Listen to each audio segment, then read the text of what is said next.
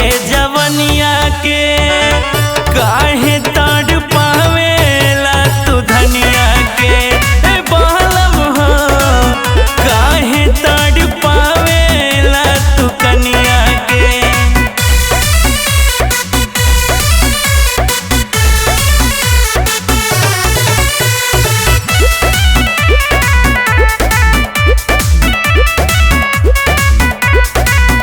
खाली छू के छोड़ देला हमरा मनवा तोड़ देला कितनो करी हम चिरोरी सॉरी सॉरी बोल देला सॉरी सॉरी बोल देला। खाली छू के छोड़ देला हमरा मनवा तोड़ देला कितनो करी हम चिरोरी सॉरी सॉरी बोल देला।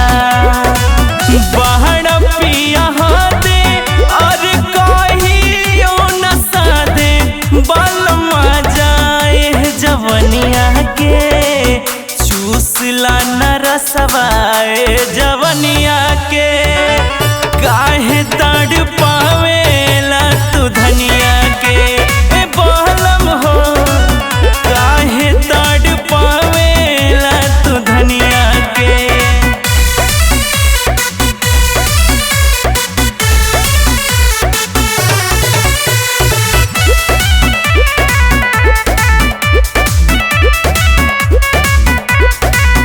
मोरा रोआ रोआ रोए परेशानी पिया हवे रघुबाड़ा निरदैया नाही देला हमके सोए नाही देला हमके सोए। मोरा रोआ रोआ रोए परेशानी पिया होवे रघुबाड़ा निरदैया नाही देला हमके सोए।